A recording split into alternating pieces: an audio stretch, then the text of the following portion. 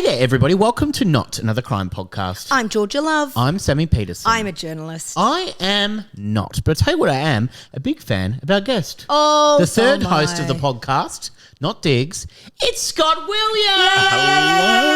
Yeah. Welcome, Scott, with your beautiful clipboard. You've got a bag today as well. Yeah. We'll talk about that in a minute. Hang on. No So if worries. I'm a journalist and you're a not, what are we going to call Scott? Because you're on so often with us now. We need to bring you into the intro when you're here. Oh, well, if we're going to bring him into the intro, this is what I think we'll do, right? Okay. Someday we'll find it.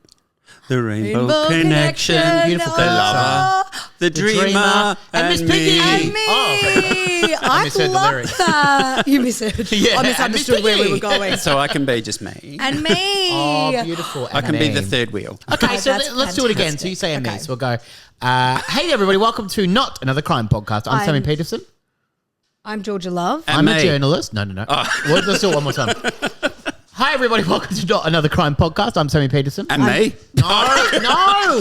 You wait until the end, Scott. Okay. You're fired. I got it. We'll get it clean this time. Hey there, everybody. Welcome to Not Another Crime Podcast. I'm Georgia Love. I'm Sammy Peterson. I'm a journalist. I am not. And I am just me. Yeah. Isn't that nice? I think that's really nice. That's got it lovely. clean. No, just. You are you. I'm me. Yep. You are you. Everyone else is taken. That's it. Now, we have a present for you today, Scott. Oh, my gosh. And it is a letter that has come from the beautiful Claudia, who you might know as... I'll Stickers. talk Yeah, you because talk. Sammy's got up to pass the envelope. You might know as Stickers by Claude, our listener who showers us with gifts and has now showered you with a gift. a gift. I might cry. No, don't you dare. Don't you might. dare. And I'm me. not crying, Don't you're you dare crying. and me. Don't you dare. Don't you dare and me. Let Are me you be- saying don't you dare at me? No. And also, listeners, won't. don't at me. Don't at me. Don't at me. I'll be sincere for a minute.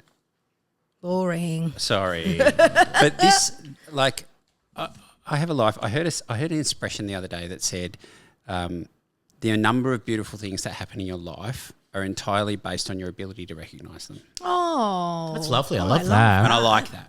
Yeah. I love it. You like it. And I had a lot of beautiful things happen to me in 2025, but Yeah. becoming a pseudo part of this podcast was one of the most beautiful. Oh, that's great. We love that. You guys have no idea the joy that it brings me to write my and to share the God. stories, and then to get fan mail. Oh, my God. Are you Sammy? joking? Are you even joking is right now? Like, Sammy, we're going to have to rethink firing him on this episode. I know. Not on this episode, maybe next one. wait until Forget you I see what. said anything. Wait until you see what this is. Yeah. This is fucking spectacular. Wow. It's buttons. Oh, my God. It's the It's button a man. sticker sheet of buttons because Scott told us the button man story. Yeah. Claude, you're amazing. My heart could not be more full. That is absolutely a dream. That is Are there so many 365 buttons for all the days of the Oh year? God, I hope so. That is stunning. These are going on the clipboard. Oh, this is straight huge, to the pool. Claude. Straight That's to the your clipboard. version of Yeah. straight to the pool room. That's Claude. Claude, I'm looking straight at the camera. You're a beautiful human being. Go to the Rose Street markets and visit Claude on the weekends. Yeah, absolutely. Get yourself some Okay. stickers. Plugs in and everything. Yeah. Yeah, Bloody oath. absolutely. That's And you got just your name there as well. She's Yep. I love on the correct card. name, She always yeah. writes She said to my Scott Williams. God, that's Sammy so sent me a cute. photo just of this, and Yeah. my heart almost burst. I'm like, "What do you mean? I've got fan mail? This is just ridiculous. I'm just a dude, right? Like, Just me. yeah, I'm just me. That's beautiful. That's so Thanks, beautiful. Claude. Isn't I that love lovely? these live unboxings on the I know pod. the buttons. You know what? Listeners I'm really love glad it. that you said that. So, what the listeners don't know is because of reasons, we didn't get together for a couple of weeks Yes. to Yes. record today's episode. Yes. I was supposed to come on the week of your 1 year anniversary. Yes, you were. Yeah. Yep. And the bag that is in my lap is a little gift for you. Oh, Oh my. my god! So More I'm going to go buttons? You're off. just going to throw that's buttons. buttons. I'm going to Throw go buttons at us. off mic for a second and pass it to you. Okay. Oh my Guys, I think I've God. probably said this on the podcast before. Gifting is my love language. Like, I Yeah. can't tell you how happy giving gifts and receiving gifts makes me. Oh my god! It's a little beautiful Oh my box. God, it's a box. Oh my, you got us a box. And Sammy just said something off mic, and I'm so glad he did because wait until you open this. What did you say? So it's a box. Oh my God, oh my God, oh my it's God. another Okay, box. please. Okay. Hold my jams, please, sir. Please. Okay. G So is happy 1 year. unboxing. I'm super excited for you you. guys. Oh. Stop it, Oh stop my it, God. stop it, stop it. Oh No, my them God. is Piggy and Kermit? Oh, wait. Oh my God. Sorry, Are this is they? really bad. This is really bad audio right now. But Scott has gifted us champagne glasses that are engraved with the word horrendous. That is amazing. And you're right. Sammy just said before we started recording, he literally said these are our only 2 champagne glasses left because Diggs has broken them broken every other all. one. Yeah. Oh my God, Scott, that is the That best, is amazing. most horrendous thing I've ever seen. Horrendous Open the wine next glasses. level. There's another And level. this is like an unboxing my of God, it's a proper what's it called? unboxing. Pass the parcel. Yeah, Like, yeah. This is like a beautiful Oh my God, oh my God. more. Oh my God, there's 2 more. And then they say ring, ring, and oh, fuck off. The new catchphrases. The for new podcast. catchphrase is Oh ring, my ring, God. buckle in. Oh my Ring, ring, buckle in. God. Scott, this That's is amazing. amazing. This is unfortunately the end of today's episode. I know. We have because it is no further peaked. words. That you are Scott, that's amazing. amazing. Thank you so much. That is that's so okay. beautiful. Oh my God. Should we drink out of them right now? Yeah, Yeah, go you on. should- Let's pour the Alright, jams pour the across. jams. It's Which right- ones? Which right ones are we in gonna there. do? Which one do you want to drink out of right now? I think we need ring, ring, buckle in, and oh fuck off. Okay, let's just do this. All right. Scott, how have you been? While we're pouring champagne from one glass Well- to another, you tell us about your life. I kind of just summarised it, right? Like my life is full of beautiful moments, and I continue to have a beautiful, happy life. It's really simple. That's beautiful. We're Scott. coming Thank up you to, so much. We're coming up to Valentine's Day, so Absolutely. I'll say. Oh, last time I said something nice about my wife, it made G cry. I Yeah, probably say shouldn't something do else that. about your life. Oh, say something nice. All right. Think of something This else. is what I'll say. I'll say Very beautiful woman. what I like about she's very What'd you beautiful. say that so sarcastically? I'm flirting with her. Yeah, yeah. She really is. I'm flirting. Julia, just in case you were wondering, Yeah, Sammy I'm was flirting flirting with you. just then. I have to tell people because people always say my voice is so sarcastic that when I'm being genuine, sometimes people go, People are like, well, that what was do you mean by rude." that? Yeah. I'm like, oh no, I meant it. But if people like have seen your special, they'd know that you're smirking. all Oh, the yeah, that's time. right, that's Like, right, that's so right. you just look like you wanted to say. No, what I would say about us if I had to say something nice, given it's coming up to Valentine's Day, is our relationship's 60-40. But the trick is we both try and be 60. Well, it's better than both trying to be 40. Yeah, exactly. Let's cheers with our new Oh my glasses. God, Scott, can't believe Happy anniversary.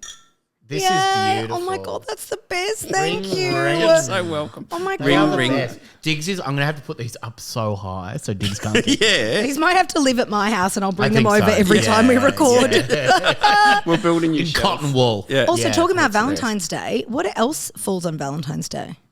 Diggs' birthday. Diggs' birthday. He was Doesn't that make born- so much sense? He's a big Yeah. old love Oh bug. my God, He's he my is love full bug. of love. Yeah. He was born. Yeah, I couldn't believe it when I got the certificate to say that I officially adopted Diggs, and it had his birthday as Valentine's Day, and I was like, that makes of course. total Yeah, sense that's for brilliant. the Kiss Monster. And you've actually got him a beautiful new gift today, so you didn't Well, just I bring didn't know it was us his a birthday, gift. so I Well, you bought just him. brought him a beautiful gift. I always bring him something because You I always want to be do. the favourite. Yeah, It's yeah, that yeah. simple. Yeah. But you It's usually really bring him a simple. pig's ear or something. This Yeah. time you brought him a beautiful Stegosaurus. dinosaur, Yep. Stegosaurus, and he Absolutely. loves it so much. So he's playing in between us right now as you're about to tell this story, and we've got new beautiful wine glasses. Yeah. Beautiful. And we haven't, Well, we haven't given you a single thing. Yes, you did. You gave me stickers. No, Claude did. Claude did. No, but they came because of this podcast, Yeah, mate. Like, yeah, that's true. Don't Thanks. stress. Gave you a Thanks, I souvlaki. do. I do. Oh, have, yeah, we did get you yeah, you souvlaki. gave me souvlaki. And loaded fries. Thank you very much. I do I have had a all couple those. of pieces of housekeeping though, because Sure. like I always come in here and tell a story. Corrections. Yeah. Yeah. And the sad thing about that, I've seen a few of the videos of other people that you have on, like Yeah. you have other people on a Thursday. That was said with so much disdain. Yeah, Other they're the stupid people. people. They sit over there and Diggs can sit with them.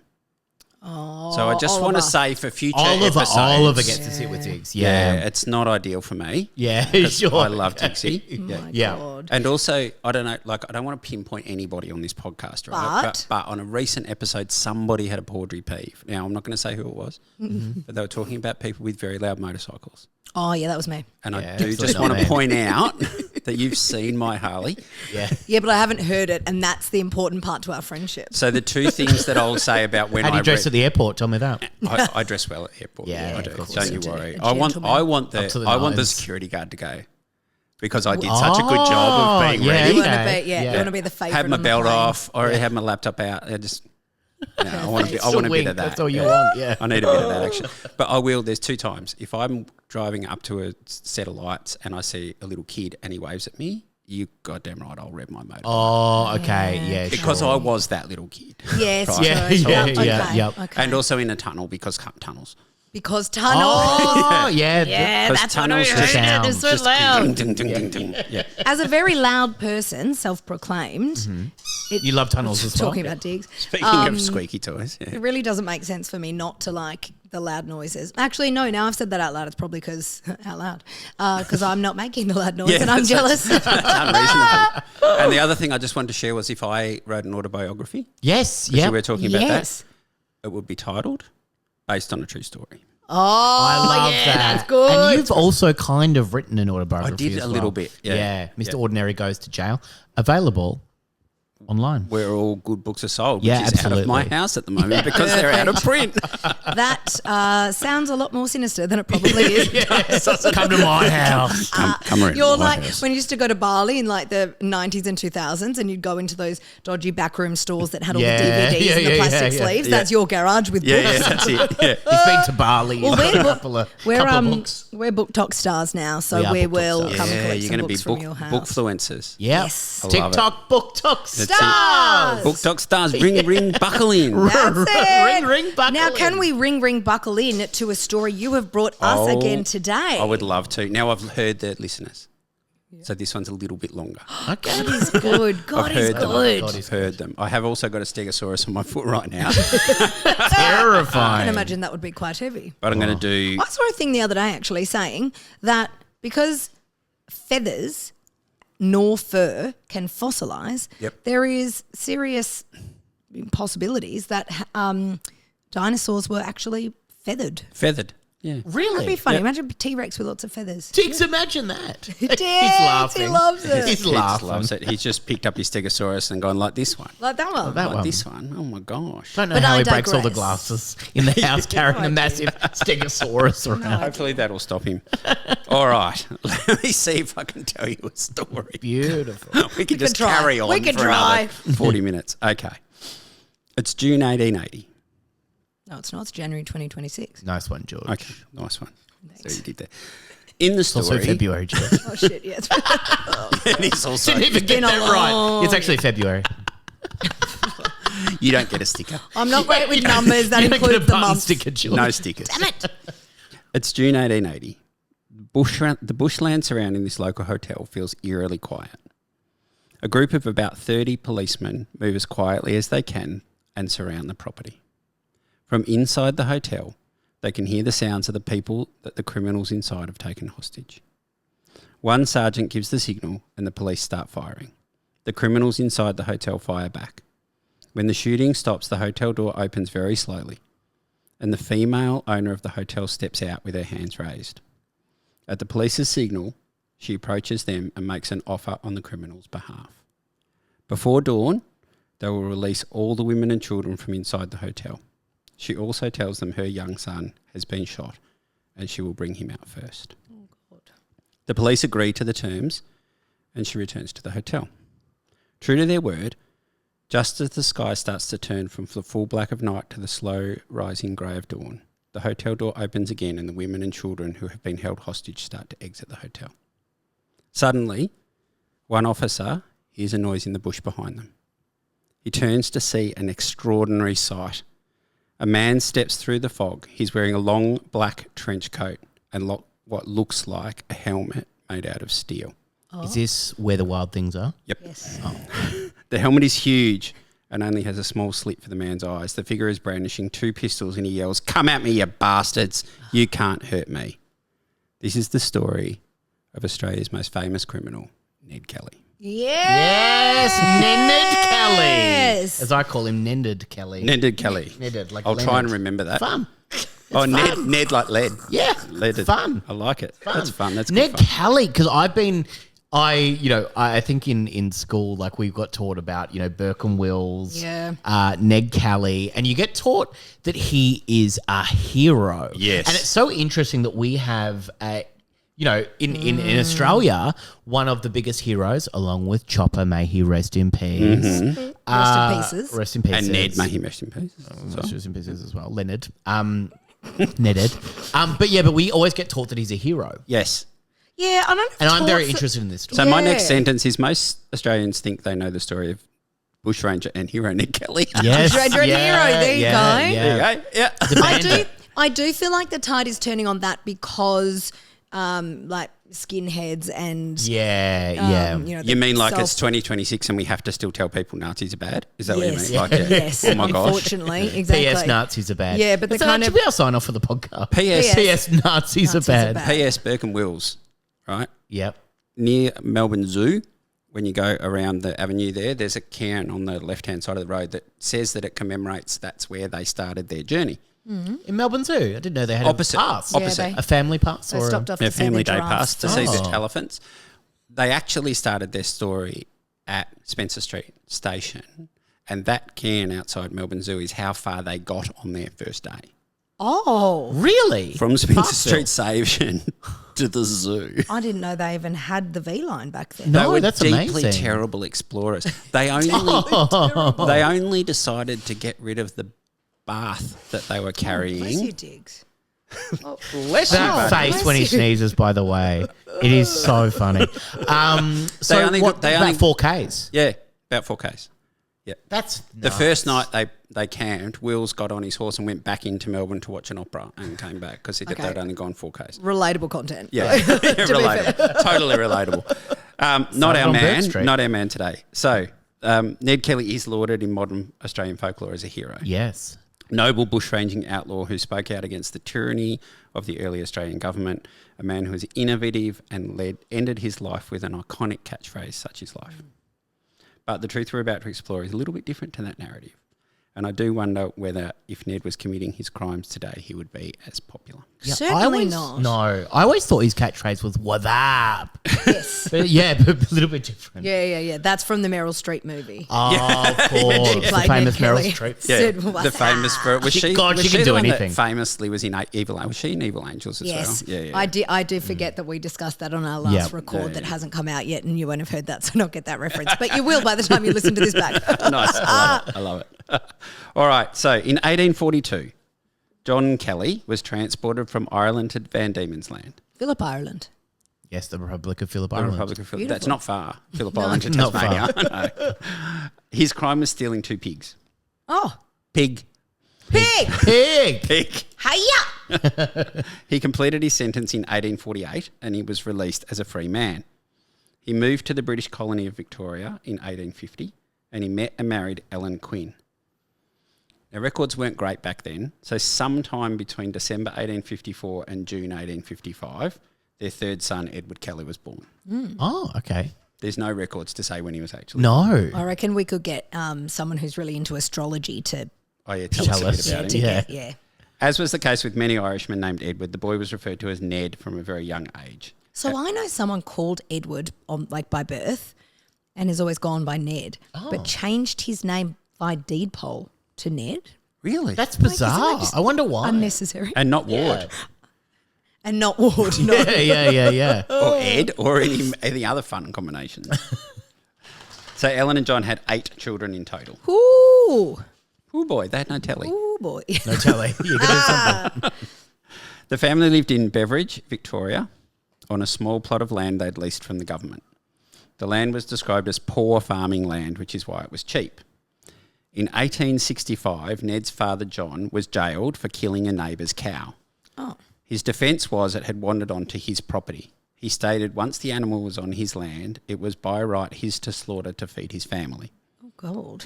Wow. He Great served. pig wall. Yep. Yeah. That was a cow. Oh. Great cow wall. Right, cow wall. It's not June, and it was a cow. He served 6 months in jail. Around 6 months after his release in December 1866, John Kelly passed away. At the funeral, Ned's mother Ellen was enraged to see the wife of the man whose cow John had killed. She screamed at her at the funeral, yelling, "You damn English Bible thumper! Did you get enough for your heifer yet? I hope you soon become a widow like me." Oh, my God. That's awful. Yeah, that's huge. Calling a heifer as well. Yep. Diggs your Why heifer. did you point at Diggs when I you think he said wants to heifer? go out. He's fine. We're just calling him a heifer. Yeah, call No, him a I wasn't heifer. calling him heifer. At this time, around 1/4 of Victoria's population was Irish. Some were free settlers, but a lot were like Ned's father, convicts who had been released and settled in the area. Many of the Irishmen joined the police as it was a regular job. Ned was brought up hating the idea of the police. After the cow incident, the Kelly family saw themselves as victims of police persecution. I mean, he only went to jail for 6 months. Yeah, Is that the wrong just thing to hates say, police but- that much. Yeah. No. In the Jerilderie letter, Ned wrote that the Irish police were the worst kind of traitors, saying that they were forgoing their Catholic heritage to suckle at the English teat, and he called them lazy loafers who had deserted the Shamrock. Oh my God. Okay. Now, what I like there to imagine is the great and good Jonathan Groff just walking up behind Ned and going, la da da da da da da da da da. Oh my God, guys, it wasn't even me that brought it up. It wasn't even me that brought up Hamilton. Officially one of us. But can't you say you'll be back? You see my face when you said the great Jonathan Groff. I just I know how much you love him. went, he's my husband. So even though they made up 25% of the colony, the Irish were ostracised in the settlement. Ned was fiercely Irish. In 1866, the idea of being Australian as we knew it today didn't exist. The national identity didn't truly start to form until Australians sold... Diggs just knocked over a camera. Diggs has just knocked over a camera. I love it. Stand by, everybody.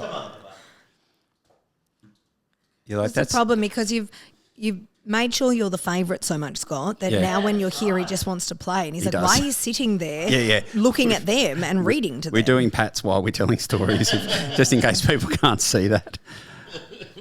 All right. So the national identity of Australians didn't really become what it is that we know today until Australian soldiers serving in the Boer War in 1898 and 1899 banded together and began to be known for their solidarity to each other. The German soldiers that served with them had a word which roughly meant to sit together to eat. They started using this term, mate, to describe the Australian soldiers who always seemed to stick together, and the idea of mateship began to bloom. Hey, that's a cool tidbit. Yeah. After Federation in 1901, the idea of being Australian really started to solidify in the culture. But in Ned's lifetime, he never considered himself an Australian. Really? Yep. As an aside, he would have had a very strong Irish accent. Yeah. He didn't It's sound very like an un-Australian. Australian, and he didn't identify as an Australian. Very un-Australian. Very un-Australian to not sound like an Australian. Rude. Ned was 12 when his father died, and being the eldest son, he had to leave school and take up his role as the head of the family. Oof. Wow. The Kelly family started to spend more time on the wrong side of the law. A quote from the Benalla Farmers and Squatters Journal in 1869, and we're about to come to one of my favourite names I've ever heard. And I checked this 4 times to make sure it was real. Oh, my God. I promise you I checked to make sure this was real. You've really built this up. I know. A quote from the Benalla Farmers and Squatters Journal in October 1869 said, Ned Kelly answered to the charge of robbery today from a Chinese person. They didn't say Chinese person. But I said that because that's what the cool They way to said describe them is today. Right, okay. The man whose first name was A.H. and his surname was F-O-O-K. Oh, okay. Yeah. Great name. Great name. Quite like what my champagne glass says. Yeah, the man whose name was R-Fook. Fuck. You're very grown up. Yeah. That's the only Fuck. reason you didn't giggle when you said 1869. Yeah, correct. Something That's more to right. giggle at later. Yeah. He said Ned had stopped him and stolen his purse, which contained 10 shillings. The police went to Ellen's home to arrest Ned, but he escaped out the back of the house while Ellen set 2 vicious dogs loose on the police. Oh my God. Diggs. Ned also spoke of this incident in the Jerilderie letter, which we're going to talk about, saying that he was a free man and not shackled by the English law of the colony. Uh-oh. His defence to the charge was that the Chinese man had approached their home and asked his sister for water. Ned's sister would not allow a person with yellow skin to drink the family water and so offered him water from the creek. Oh, my God. Yep. The man became angry at this slight and he and Ned got into a small fight. Ned claimed the man had run off after the fight and dropped his purse. He was simply holding the purse until the man returned. Sure, Jan. Ned gave This at all. the purse to the police to return, although remarkably it was empty. And Ned avoided a conviction. Don't know about this Ned gun. Ned. I did think about that. If your champagne glass should say foreshadowing with a couple of little music notes. Oh yeah, beautiful as well. But I like the other one. I like this one. My beautiful catchphrase. A beautiful catchphrase. Yeah. One of Ned's companions was bushranger Harry Power. He was a 51-year-old highwayman, and he and Ned would stop and rob coaches together. It's a pretty cool name for a bushranger. Also, like Harry robbing Power. coaches and stuff. Like it does feel cool when they say sounds it. cool. Like It does. it does sound cool. Yeah. In 1870, 15-year-old Ned and Harry were caught by the police for a robbery. Ned was dismissed on the charge because the witnesses could only identify Harry Power and did not see Ned's face. So a 15-year-old and a 51-year-old are going about Just hanging out. Yeah, just hanging, God. just chilling, Just chilling. just robbing. just robbing. I was going to say, not Robbing just coaches. chilling. Just Yeah. robbing. Yep. Ned is said to have told his brothers that this incident taught him to hide his face when undertaking criminal activity. Okay, foreshadowing. A few months later, Ned was arrested for stealing a horse. What's his name? The horse's name. Yeah. Black Beauty. He was a horse, of course. Of course. Mr. Ned. Mr. Ned. There you That's go. good. I like that. I like it. His defence was he could not have stolen the horse because he and his uncle had been tending cattle. Yes. Okay, at this Great time, defence. the term tending meant castrating the young Oh, bulls, it still does, young doesn't male it? cattle. Yeah. Probably does, yeah. If we're looking at you, Mr. Phillip Island, Yeah. rural probably, man. Probably. Rural man. The truth about the incident was that there was a young woman, Mrs. McCormack, who lived in the area. Ned's mother had been speaking at dinner a few nights prior and said that the McCormacks were having trouble conceiving a baby. I don't know where this is going. Ned thought it would be hilarious to I'm take on a board. set of the castrated testicles, Not on board anymore. wrap them in a note for Mrs. McCormack, Definitely not on board. which offered her the testicles to try in the place of her husband's. That is fucking disgusting. I don't know if that is a hilarious practical joke. My God. Yeah, I don't know about this, Ned. No, The more I hear about this, Ned, I tell you. I don't know if it's going to turn out okay. Yeah, I don't know about Yeah, this. yeah. He gave the package to a young boy and paid him a shilling to deliver it to the woman. The boy mistakenly delivered the package to Mr. McCormack, who Maybe didn't it is see a the hilarious practical joke. Yeah, okay. Yeah. He didn't Maybe see it. wouldn't. He didn't see the joke. Maybe that is. Maybe it is a hilarious practical joke. Gets delivered to the wrong guy. And he was furious. The man went to the police the next day to accuse Ned of stealing his horse. Ned said it must... Sure, Why? that's the worst Okay. part of Yeah, it. yeah, yeah. Okay. Right. Yeah. Ned said it must have wandered off. Sure. Yep. Mr. McCormack then challenged Ned to a public fight. Tendal commandments. Is he still 15? Yeah, that, yeah. 15, 16, yep. What, who? Sorry, would anyone older than a teenage boy think bull No, balls but delivered would be grown funny? man challenging to a fight. Yeah, It's bizarre. that is true. Yeah. He'd watched Hamilton. Ned rode up to the fight on McCormack's horse, Oh, Brilliant. I'm back cocky on little board. shit. which his brother had stolen. Oh my God. After Ned soundly beat him, McCormack returned to the police now with evidence that Ned had stolen the horse. Ned was charged with horse theft, and for the testicle incident, he was charged with conduct unbecoming a man of the British Empire. I agree with that. That's a very excellent charge, though. It's a isn't it? beautiful Testicle challenge. incident. Charge. Ned's Ned's, so lucky. Ned's response in local court was he was a free man and not a subject of the British Empire. However, he was found guilty on both counts and served 6 months, 3 months for each charge. Oh my God. Ay. Yeah. But he's... Have you seen that Stegosaurus? I've noticed Very it, funny. yeah. Very funny. After serving his time, Ned walked out of jail and stole a horse that was in the main street to ride home. God. He was immediately arrested again. Ned. He said to the judge that as a free man, he believed the evidence against him was false. Her magistrate. I implore you. He was sentenced to 3 years.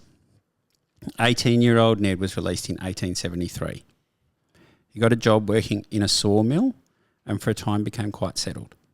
Oh. He worked there for 3 years and became a foreman. At 21, he was walking in the bush one day and he saw a wild bull.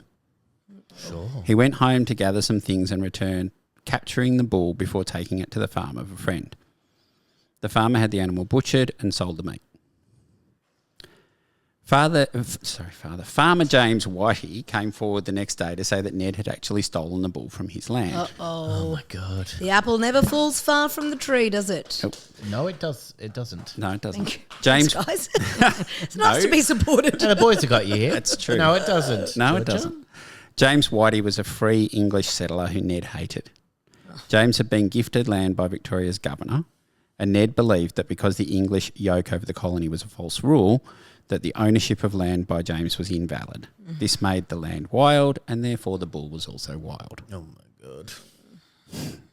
A local policeman, Flood was his name, was well known to steal livestock. He was very good at it.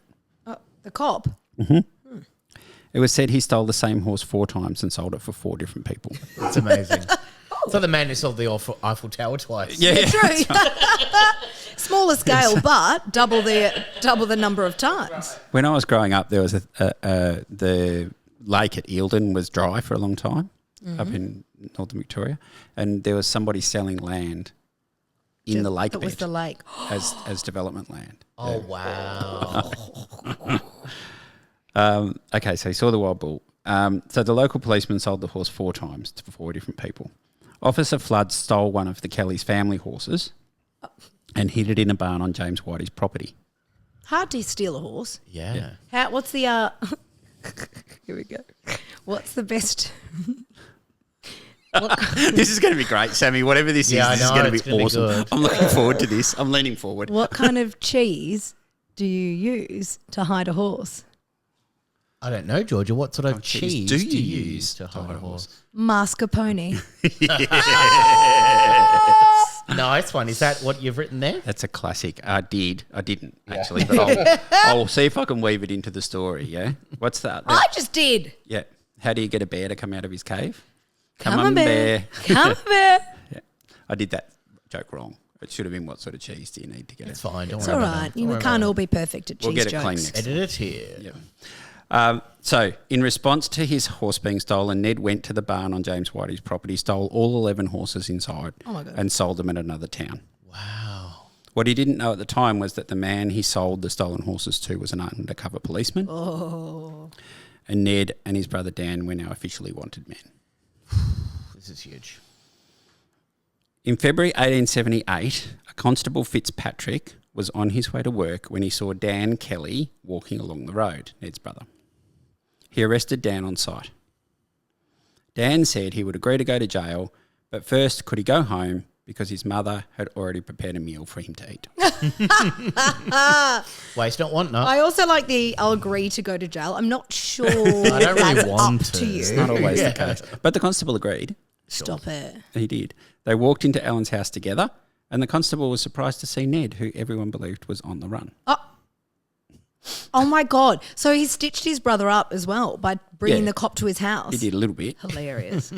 A fight broke out, a gun was fired, and Ellen hit the constable on the head with a shovel, knocking him unconscious. Oh my God. Mum, please no. When he came to, Ned was digging a bullet out of the constable's wrist, because if they had no bullet, they had no proof. Oh, my God. This hole just appeared in my wrist, but I don't know how, Your Honour. After he finished, Ned let the constable go, explaining that he should probably go back to town and say he'd fallen off his horse. Oh my God. This family, man. Yep. Constable Fitzpatrick did not do this. And he returned to the home with other policemen and arrested Ellen Kelly and 2 of her daughters. Ned, Dan, and their friends Steve Hart and Joe Byrne avoided arrest by going on the run. Oh, my God. Leave the girls behind. We'll just fend for ourselves. Yeah, and That's one right. of the Boys first. That's the what they famous say. thing goes. Yeah. one of the things in the Kelly folklore is that he only did what he did because of the way the cops treated his mother. But that's what happened. Yeah, his mother shot one. And then he buggered off so that he wouldn't get Yes. arrested Yeah. and allowed his mother to get arrested also. Oh my God. I don't know about this Ned Kelly. I've told you that. Don't know Yep, about this guy. Not sure. In May, Ned robbed a young man of his horse, watch, and £14. He and what the police were now calling the Kelly gang committed many small robberies and held up several people over the next few months. Now, they were in the place called the Border Country, and I've actually bought a map. It's on the table there between us. Good. Let me grab it. So so that you guys can get an idea of what the border country is. So for our international listeners or Oh, for it's people that even don't, printed in colour. people that don't know Victoria very well, Technicolor. the Murray River is the border between Victoria and New South Wales, Yes. and the towns on either side of it are called the border country. So that's what we're talking about. They There's roamed. an area called the Wombat Ranges, which is a lovely name. It is. See wombats there, because Australians are really good at naming stuff. That's right. Naming stuff. My favourite place name in Australia, well, no, sorry, I lie. My favourite place name is in Tasmania called Eggs and Bacon Bay. the best. But I don't know why That's it's called excellent. that. But my favourite lazy place name is also in Tasmania, and there's a large bridge over the river, and the town is called Bridgewater. Bridgewater. Bridge. Well, what can water. we see? Bridge, water. Yeah. It's perfect. Perfect. Yeah. When we've had people here, every time we have people here, they want to go and see the 12 Apostles. So you go down there. And so you drive through the towns, right? What's this town called? Lawn. How do you know? Well, there's the Lawn Hotel. Yeah, exactly. And next to that's the Lawn Fish and Chip Shop. yeah, Yeah, Lawn yeah, Post And the Office. Lawn Grocer. And The only way you can tell. Yeah. So they roamed the bush in what was called the border country. This area stretches along the Murray, which is the border between New South Wales and Victoria. They travelled as far south as Euroa and as far north as Jerilderie. In an effort to find them, the police set up encampments at Stringybark Creek. Great, another great name. Okay. What kind of trees do you reckon they had there? Or what kind of bark came off the trees? Answer the question. Show your workings. There were 4 or 5 police at the camp. One day, Constable McIntyre was at the camp cooking alone when he thought he heard something in the bush. He looked about but found nothing of concern.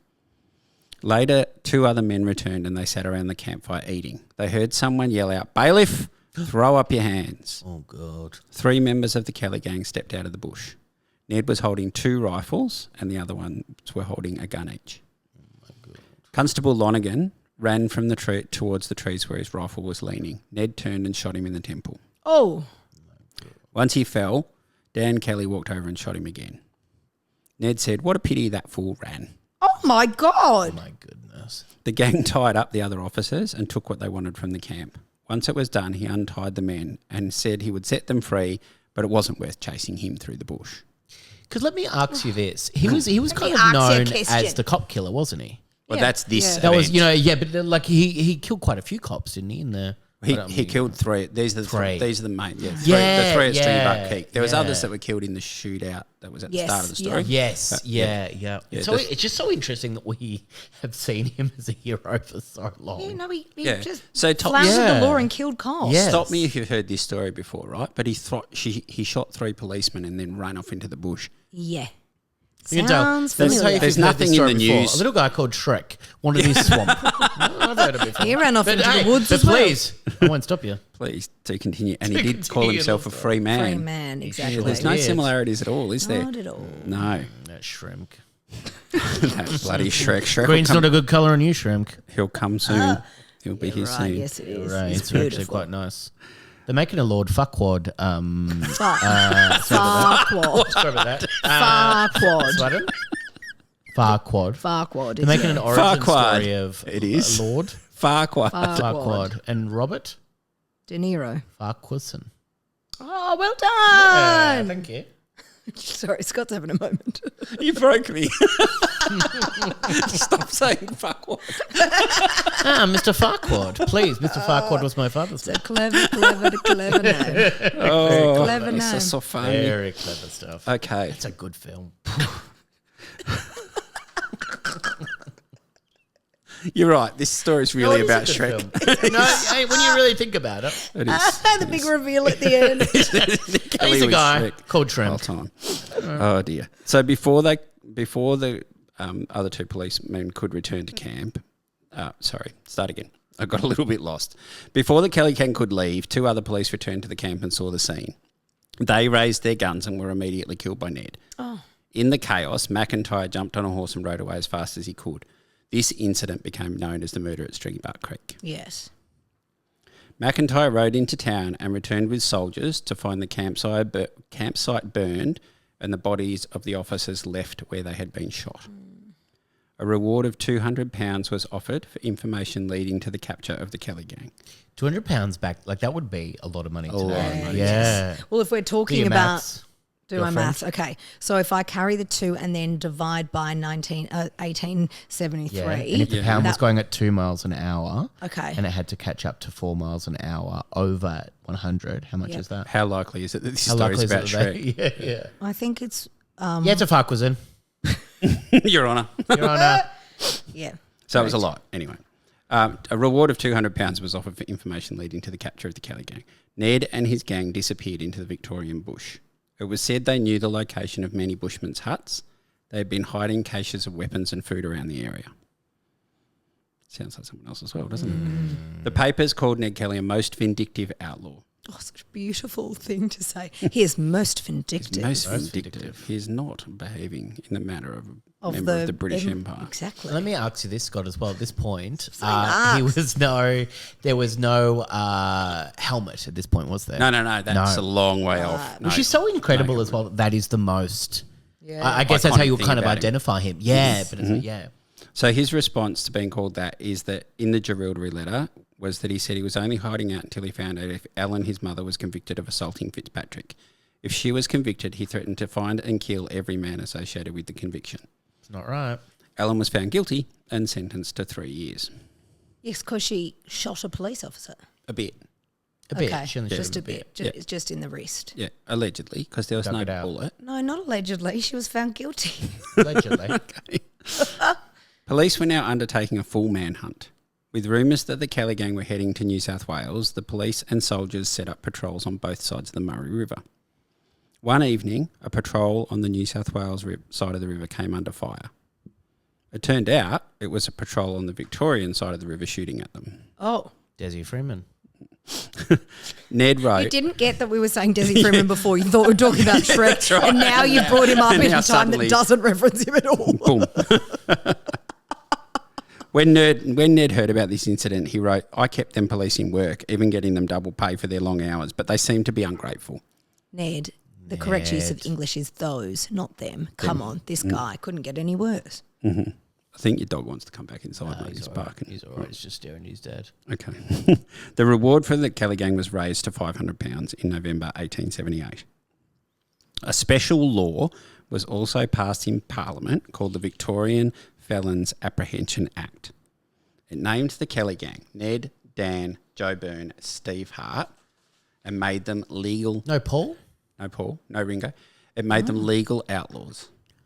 This meant any common man could legally shoot them. Whoa. If someone did shoot them, it would not be treated as assault or murder. That's so interesting because that's like the Santa Claus robbery that remember we spoke about that Yeah. there was like a $5,000 reward shoot them. Yeah, any armed robber that held up a bank, you could be able to shoot them and you get And a $5,000 you'd be rewarded. reward. Yeah. And this law also imposed a 15-year mandatory sentence for anyone who was found to have aided the Kelly gang. Wow. So $5,000 reward. Ned Kelly and his gang made plans to rob a bank in Euroa. They arrived in town at about 3 p.m. The bank was closed. You got it? Pointing at the map. Perfect. Yep. So Ned knocked on the door, and when it was opened, he put a gun to the clerk's head and forced his way inside, declaring, I am Ned Kelly. God. The gang Not good kept- to identify yourself in a situation like Not that. really. The gang kept watch while Ned took around £2,000 from the bank's safe. Oh, my God. £2,000. Wow. It could have been more, but in front of the terrified clerk and manager, Ned counted out £500 and put it on the counter, saying it was to help the government pay their ransom. No, sorry. Do not try to act like a good guy in this situation. Well, he's Hood. saying, here, government, take this. Yeah, exactly. Really being a good guy. The government's response was swift. They sent more than 50 soldiers to guard banks in the surrounding towns and employed local Aboriginal men to work with them to hunt the gang. Steve Hart, one of the Kelly gang, was known to dress up as a woman Hilarious. and ride into town to gather like Little information about the police's movements. Little Britain. It's like Little Britain. It's like Little Britain. The height of humour in the Yes. 90s Yeah, and early that's right. Little 2000s. Yeah. And Shakespeare. Ned's in the bank. Computer says no. Yeah. Great. He's just there in his helmet. Computer says no. Everyone else going, what's a computer? That'd be a funny skit. Some good I stuff. like that. So one day while undertaking this deception, Steve was stopped by a group of shearers who said they were concerned about a young lady riding alone, especially with dangerous men on the loose.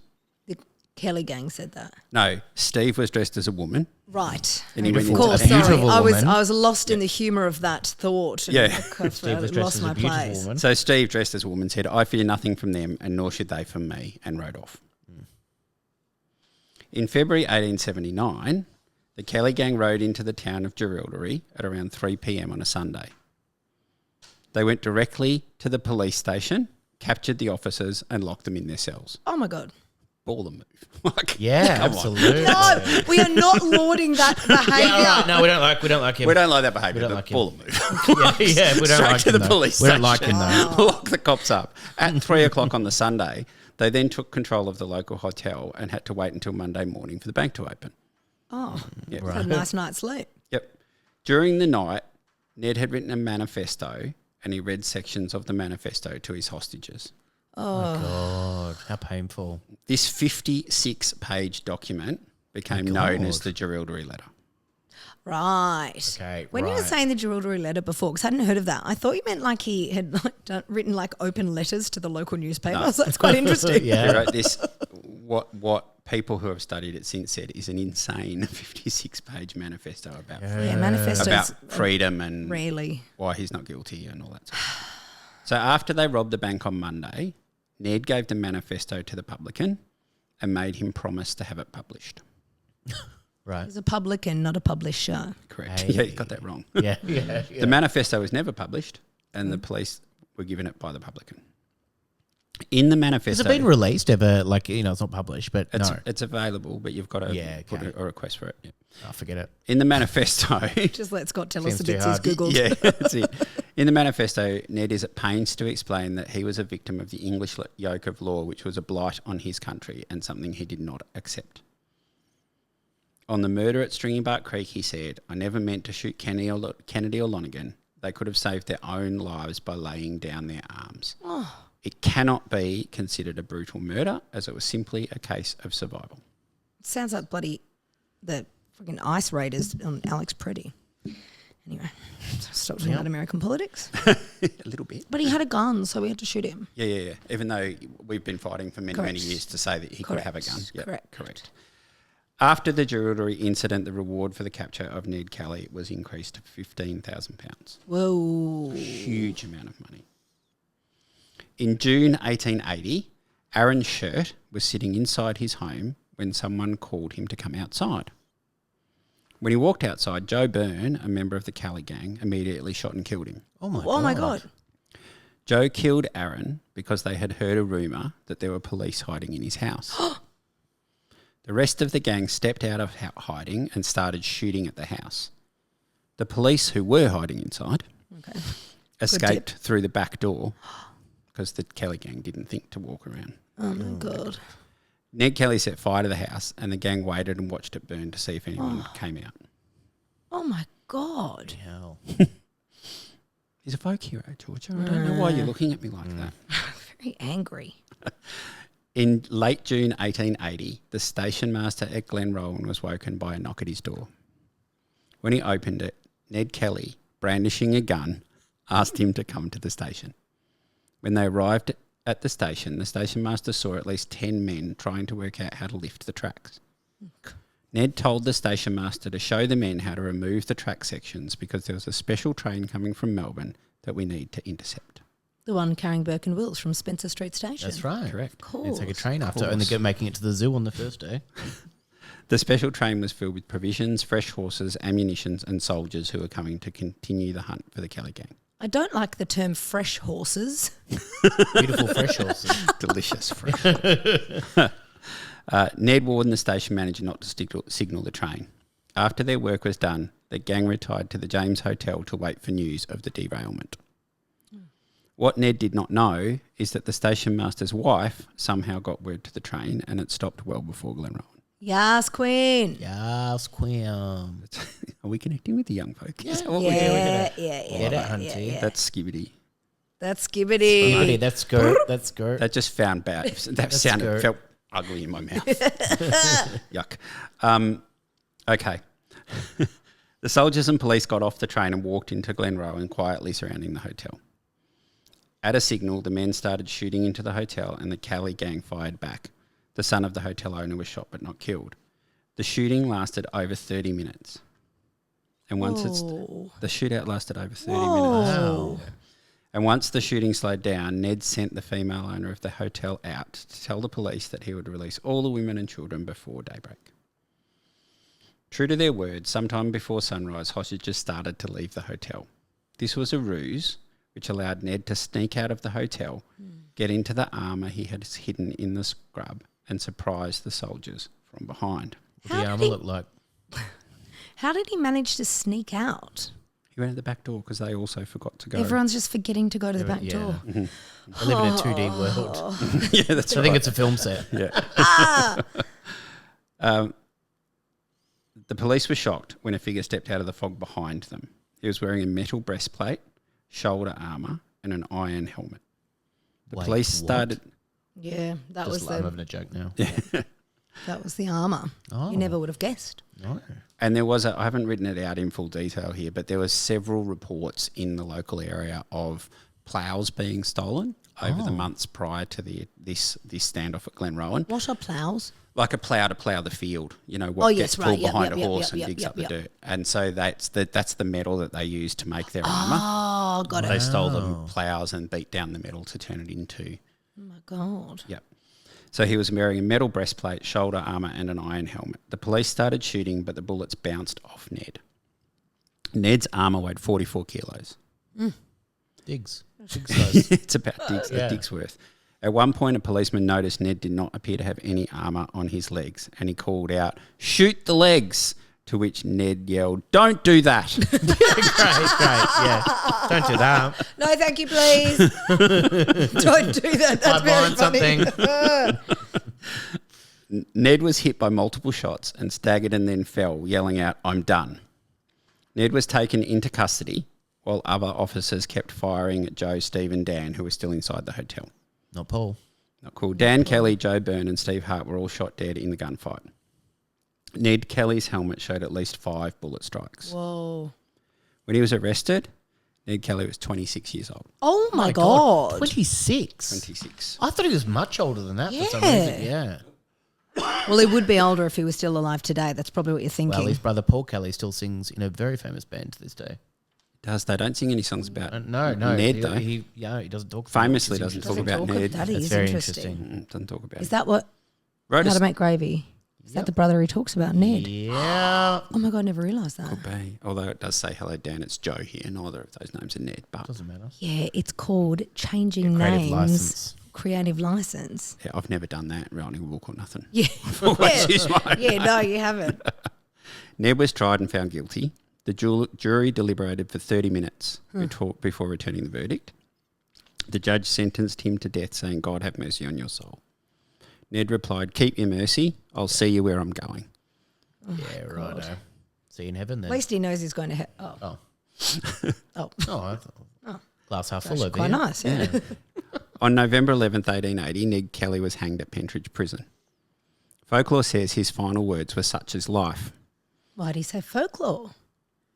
Why do you say folklore? Explain Let's you. get mine clean. Why do you say folklore? We got I it? don't like having 2 men in the room. We got it. Got one outside. In fact, what is officially recorded as his final words is, "Oh well, I suppose it has come to this." A reporter from the Argus, who was at the execution, wrote the words more succinctly for the paper, and it was actually him that coined the phrase "such is life." Oh, my God. So all those, like... AFL footballers, Ben they've got it Cousins. tattooed. Exactly what I was going to say. Yeah, Ben Cousins regrets that now. Exactly what I was going Yep. to say. Ben Cousins regrets a lot of things now. Oh, well, He's I also got suppose. that tattoo that says no regrets. Yeah. He has it on the other side. It says, "Oh, well, I suppose it has come to this." 'cause Yeah. that's what he actually said. As an asterisk under Yeah. such as life. Not nearly as cool as "such is life," right? my God. But he never said it. Wow. So after his execution, Ned's body remained suspended for 30 minutes. This was the requirement at the time to ensure the prisoner was dead. Oh, wow. He was then wheeled across the yard to the dead house. Oh, nice name for a house. Like, Yeah. how did they name that? Same the way they named Bridgewater. Bridgewater, that's right. The bag covering his face was removed, and Kelly's figures had not been disfigured by the hanging. He was described as having a placid expression, and his eyes were bright. Ugh. The governor allowed a death mask to be made from plaster. waxworks owner Max Kreitmayer shaved Kelly's head and beard to make the mask. He made several copies and had one hanging for many years in his waxworks on Burke Street in Melbourne. Oh, wow. After the mask was cast... Mr. Two Swords. Sorry? Yes. Mr. Two Swords. Mr. Two Swords. Monsieur Two Swords. Monsieur Two Swords. And if you go to the old Melbourne Jail in Melbourne, in Victoria, they're still... They've got one of the death masks there. Still. Oh, right. After the mask was cast, Ned's body was taken to Melbourne University, where the head was severed from the body so that the contents of the head could be examined. Ugh.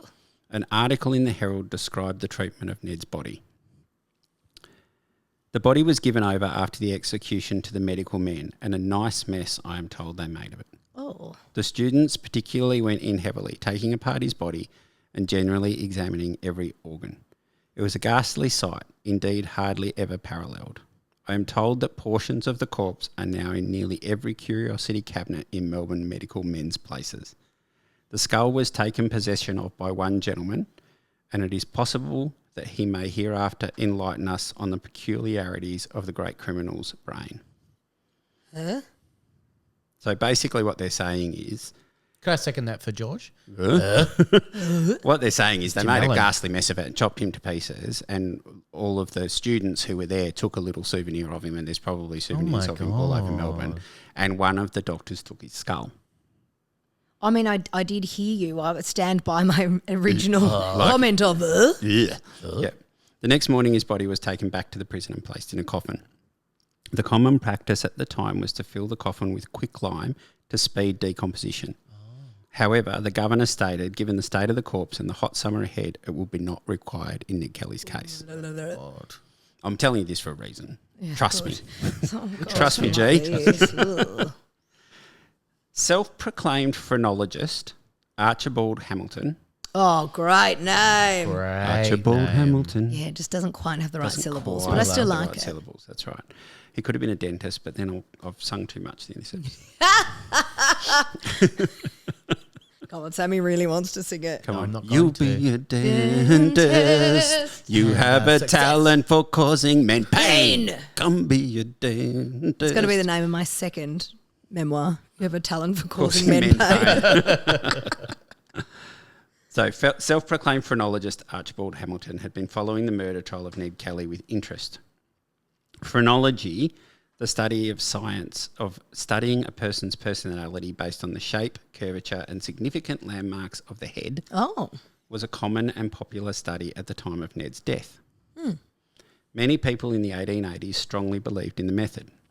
There were stories of men having their potential brides assessed for suitability by phrenologists. It's a different thing that I thought when people say they want to just check the woman's head before getting married. Sorry, that was thought- gross. Sorry. Come I was there and I had to say it. I'm really sorry. I thought reading that line you'd pick up and read your champagne glass, to be honest. No, I did dirty a joke to make them that. So they had their potential brides assessed for suitability by phrenologists before committing to marriage. The practice has also been cited, and this is disgusting, by the British government as proof that Aboriginal people could not become civilised and that the European skull bore serious marks of superiority. Oh, gross. Gross. Phrenologists would also often state the shape of a woman's skull suggested a person far more suitable to occupy the sphere of the home and not business occupations that required a sharper mind. Oh my God, thank you. I hate it. I hate it. Thank you. As well as providing phrenology services, Archibald Hamilton was an activist against capital punishment. He had established two lectures. He had published 2 lectures on the topic, and reportedly headed a group called the Society for the Abolition of Capital Punishment. Mm-hmm. In 1880, the Society for the Abolition of Capital Punishment had 2 members, Archibald and his wife. Can we call a society just a married couple? Don't know. Yes, a whole society. I like it Okay, though. okay. Yeah. Within a home. But after Ned was sentenced, Archibald Hamilton met with Ned Kelly's solicitor, his brother and sister and his cousin, and formed a reprieve committee. For interest, this meeting occurred at the Robert Burns Hotel in Smith Street, Collingwood. Oh my God, really? Mm-hmm. Oh my God. Wow. And that's not called the Robert Burns Hotel It's not anymore. called the Robbie Burns anymore. No, it's called the something- Hotel Collingwood. There you go. But it was the Robbie That's what Burns it Hotel says. until Robbie Burns, really until recently. really Oh, wow. recently. Yeah. Yep. On November 5th, Archibald Hamilton held a public meeting calling for clemency in the case of Ned Kelly. Why? He opened the meeting saying, I'm glad to act because he didn't think he should be put to death. That's why, because he didn't believe in capital punishment. Yeah, but that doesn't mean clemency, surely. Well, yeah, clemency to have it changed from death to life imprisonment. That's Yeah, what but a bit late, babe. bit late. Yeah. A bit late, bub. Bit late, babe. Bit late, bub. You're on record, by the way, in several podcasts saying you think people shouldn't get capital. No, I agree with that. I'm saying it's a bit late. say a bit I late, don't know so about it's granting just a bit late. clemency for Okay. Ned Actually, Kelly. a bit late, bub. Yeah, and he done some bad stuff. You done bad shit. Bad on you, Bit boys. late, bub. Bad on you, boys. Bad on you boys. Bit late, bub. Bit late, bub. Should bring that back. Bit late, bub. A bit late. Archibald Hamilton opened the meeting saying, I'm glad to act as a chairman not merely on behalf of Edward Kelly, but as advocate for the abolishment of capital punishment. Archibald then listened while Ned's solicitor gave an account of Kelly's life and circumstances. Archibald then concluded by saying, this meeting, having considered all the circumstances of Edward Kelly's case, believes it is one fit for the exercise of the royal prerogative of mercy, and therefore earnestly presses His Excellency the Governor to favourably regard the prayer of this meeting, namely that the life of the prisoner be spared. Hang on, late, is this bub. before? Was this after he died? It's after, isn't it? Yeah, Okay. it's late, all a bub. bit late, You bub. can understand my confusion. It's all a bit late, bub. The Governor was not swayed and Ned Kelly was not. No, this was just before, sorry. Okay. okay. Not too late, It babe. was after his sentencing before his hanging. Oh, not too late, bub. Not too late, babe. Not too late, mate. The Governor was not swayed. Ned was not granted a reprieve, as we know. And this put Archibald in an awkward position. Because as well as calling for a reprieve, he wanted to seek permission to examine the living head of Ned Kelly. This is so weird. If you didn't like the term fresh horses, Oh no. how do you feel about the term living head? Living head. Examine the living head. He wanted to seek permission to examine Good the band living head of Ned Kelly. Actually. It is actually. This permission was not granted. However, he was given access to examine Kelly's death mask. Ah, yes. Exactly the same. A quote from his report. Sir, the outline which I propose to give of the character of Edward Kelly is drawn entirely from phrenological data. I had no previous knowledge before the examination of his head, and I trust that the public, and especially the authorities of the law, may give due consideration to the character herein drawn in strict accordance with phrenological science. Easy for you, sir. He goes on to outline the measurements of Ned Kelly's skull before saying, these measurements to the phrenologist are remarkable. Thank you. His head is scarcely medium sized for so big a man. Rude. Thank you. The measurement from caution to caution is fully an inch less than it should be in a well-proportioned head, and in the moral region there is a deficiency of 1 inch. Therefore, in circumspection and in moral regulating power there is a marked deficiency, while there is a woeful lack of development in those organs which give reflective judgment and stability to character. This is by thank you very measuring much. a death mask. There are bumps on his head, that's right. It's science. Sorry. Excuse me. Okay. His language would be fair, but it would be rendered pompous or passionate. He take both. He could take from the rich and give to the poor as long as the latter deferred to him as the cleverest man in the country. Did he ever give to the poor? No. No, we took from the poor. He Took was- from everyone. He was the poor. Yeah. Power, praise, freedom and money were equally valued by him, and his acts, which had the appearance of charity, were dictated by vanity. His smile in death was a result of active hope, self-esteem and firmness. He was so impressed with a sense of his own importance and buoyed up by a false hope that he entertained no fear of future punishment. To sum up in a sentence, his brain is abnormally wide at the base, tapers narrowly towards his self-esteeming crown, and is retreating at the upper region of the forehead, is remarkably broad and deep over the eyebrows, and though it is rounded over the coronal surface by large hope and fair ventilation, it is, in the moral region, deplorably low. But deplorably low is my opinion of Archibald Hamilton.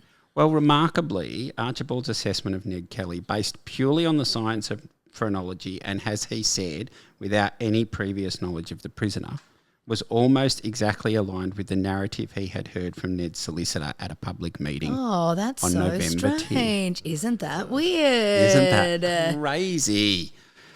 I hate this guy.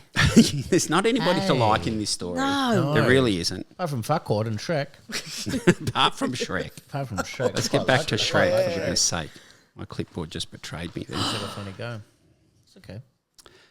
Ned Kelly was buried in an unmarked grave inside Pentridge Prison. In 1929, renovation works were begun to convert the defunct Pentridge Prison into a village cinema into the Melbourne And an Central. IGA. Correct. Which it is famously It is now. now. I'm not So giving him weird. champagne next time. No, I agree. Lovely time. Come on, mate. We know you're having a lovely time. It is very weird though that they still do like ghost tours and everything at Pentridge. Yeah. But it is such And at the old an Melbourne Jail odd- too. Yeah, the old Melbourne Jail as well. Yes. Isn't it now apartments? Pentridge? Yeah, It's a there's or a a hotel? section of- It's a there's a cinema. section It's a that's cinema. It's an Yeah. IGA and like a churros as well. It's Churros, very strange, Sanchuro. Sanchuro. Yeah, Sanchuro. There's a section that hasn't been. That's where they do the ghost tours. There's a section that hasn't been done up. It There's is the old weird if it was. facade that is still. But they got like a wine bar and everything there now. But it's like the old facade is quite beautiful. And that's all the way around. Like Yep. it's still quite a nice looking building. It's just I have actually Sanchuros. written the wrong jail here. So Ned was buried in an unmarked grave inside Old Melbourne Jail. Oh, okay, right. Yeah. Makes more sense, right? He was hanged at Pentridge but buried at Old Melbourne. He was hanged at both. Both. Yeah, just both. Wow, that's amazing. It's a big trip. No, it was Headwind all. that way. It was all at Old Melbourne Jail. Okay. Oh, okay. okay, right. So in 1929, renovation works began to convert the defunct prison into the Melbourne Central Police Station. Oh, All the graves on site had to be exhumed. The contractor, Harry Lee, was assured that because the prisoners were always buried with quicklime, it was very unlikely there would be any bones remaining on But site. he wasn't. okay, That's right. right. You did your homework. I was listening. Good job. But when he struck the remains of a coffin in a grave that was marked EK, he was surprised that an almost complete skeleton remained. Wow. Onlookers, believing this was Ned Kelly's grave, rushed to the site and grabbed what they could. Ew. Yuck. Henry Lee jumped into the grave and snatched the skull before anyone else could. Sorry. Why? Before anyone else could. Before anyone else could. Okay, sure. That's no why. further questions. Yep. That's why. When pleas were made to the public to return their souvenirs, everything, including the skull, was returned. The skull remained in the Australian Institute of Anatomy until the 1970s, when it was sent back to the Old Melbourne Jail to be displayed with Kelly's death mask and helmet. Then, in 1979, a skull which was on display and marked as Ned Kelly's was stolen and by some means came into the possession of Tom Baxter, a Ned Kelly enthusiast. He described keeping the skull safe in a Tupperware container. Is this demo? So I really didn't expect you to say that. Tupperware container's bizarre. Sorry, I was really not expecting that. What? in a Tupperware container that he hid in a hollow log on his property in Western Australia. What is going All the way to on? Western Australia. That's crazy as well. Yep. So on November 11th, 2009, which was the anniversary of Kelly's hanging, Tom Baxter decided it was time to hand the skull over to the Australian government. The way the skull had been stored in a Tupperware in a hollow for log freshness. meant that DNA was almost impossible to draw. The forensic team put out a national call for any artefacts which might exist from the exhumation in 1929. Local man Chris Ott came forward with a photo of his grandfather at the exhumation site in 1929 holding Kelly's skull. More like Chris Odd. Oh. I see what she did there. Yeah. Remarkably, he also had a tooth that he believed had been taken from the skull. People are weird. The tooth matched the skull. The tooth still contained DNA. And this was compared to that of a living Kelly relative. It proved beyond doubt that the skull stolen from the Old Melbourne Jail in the 1970s and returned by Tom Baxter was not the skull of Ned Kelly. So this man just had a skull in a Tupperware container that Given wasn't that even one. a famous one. That's right. God.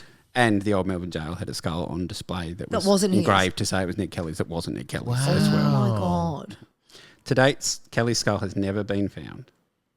However, some forensic teams suggest the skull was probably swapped by a professor when Ned's body was initially examined by Melbourne University right after his hanging in 1880. I wonder why. What would be the point of that? To keep the skull. Sure. Because he's famous in that. Yeah, but for it to never be discovered even now, Yeah. that's very strange. I this is a Scott reckons. Yeah. But I reckon it's probably in somebody's medical collection somewhere, something. And they've got no it's idea. not labelled. Yeah, wow. And so they've just got no idea that that's whose skull it was. What they found was that it was actually the skull of another prisoner who had been examined at Melbourne University at the same time as Ned Kelly was examined. That's why they think that they were swapped at that time. I don't agree with that. No. If I found out that the skull I've got in my Tupperware Oh my container in my God. freezer is not Yeah, not that, my skulls. which I think it is, I'll be pissed. Yeah. I'll be Not my annoyed skulls. as, right? Annoyed yeah, as. not on my skull. And that, my friends, is the real story of Edward Ned Kelly, an Irishman born in Australia, a man who today would most likely call himself a sovereign citizen, a man who robbed only for his own means, a man who killed 3 policemen, took no responsibility for it, and fled into the Australian bush. To end the episode today, I thought I would pose the question which I asked at the start. If Nelly Furtado, if Ned, Nelly Furtado. if Shrek was in this story, no, Oh my God. If Scottish, not Irish. if Ned Kelly was committing these crimes today, do we think that he would be lauded as the folk hero that so many people think he is? No, Absolutely not. Absolutely not. I don't know why he is or ever has been. Is Well, it I just don't because really- the famous mask? A lot of that story, I think it's because that over time the story goes from, the mask is probably the anchor Yeah. for people into it, and the story goes from, that story, which is all fact, to he was a bushranger, he was fighting against the tyranny of the government. Yes. That little bit Yep. of information gets left out, and Yes. then that little bit of information gets left out. Yeah. And the Jerilderie letter in folklore is him lamenting the way his family had been persecuted Yes. and trying to justify why he did what he did. Yeah. But it's not actually what the Jerilderie letter says. Yeah. Yeah. I'm fascinated by that. Yeah. Oh, I think next time we should do Farlap, the story of Farlap poisoned by some Ned people. Kelly? No, not Shrek? Ned Kelly. Was he poisoned by He Shrek? wasn't. No. Do Oh my not God, say Shrek that. would never. Pop your manners back in, Scott Williams. Pop your manners back in. I thought of doing this one because I think we were talking about Jacqueline Wilson.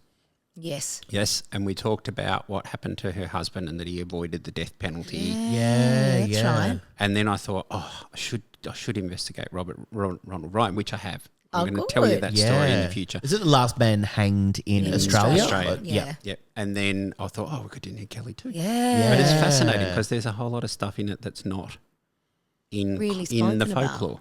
And there are a lot of comparisons to Desi Freeman as well. There are, They're aren't really, it's quite similar. And that's what I was saying at the start, that while Ned Kelly has always kind of been lauded as an Australian hero bushranger, like the picture of him, with the 2 pistols and in the armour is being very much used by Sovereign citizen movement. Yes, exactly. Yeah, and so yeah. I feel like that the thought about Ned Kelly is actually changing or turning to be more like, well, hang on, no, he was someone who killed police officers and was an outlaw. Yeah. Even though that's always been known, I think it's probably he's being seen less as an Australian hero now because that is being used in a disgusting movement. Yeah, and I think Yeah. people have in time, like, they looked at it and gone, Australians are larrikins and we don't like the law and we don't like, rules. Yes. Although so not true. Australians line up better than any. Yeah. Maybe not in the 1800s. Maybe not in Yeah, the 1800s. And I think that's the thing as well, because obviously we were colonised and our country came to be for, having convicts. Mm-hmm. I think probably it was maybe more seen more as, the evil British people came over here and the whole place was just trying to, jail people for stealing a loaf of bread and all of this. So they were fighting back against that.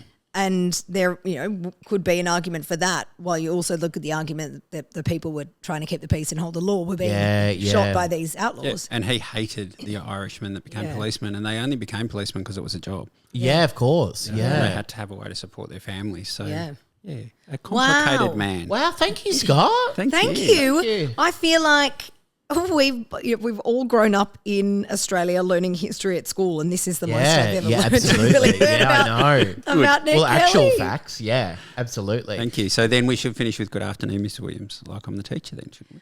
Good afternoon, afternoon. Mr. Williams. Whoa, Sammy's being an outlaw by not doing Please continue. I want to hear it. Sammy that. No, we're Peterson. meant to be doing it to thank all Scott for saying telling us good that. afternoon, Miss Williams. Is that what we're saying? Yes. Let's get it clean, Sammy. Okay. 2, 3. Good afternoon, Mr. Williams. Thanks, guys. See you Yay. next Thank Can you time. put in a Everybody school for bell laughers. sound here? Yeah. Boom, boom. Oh, very nice. You'll hear that later.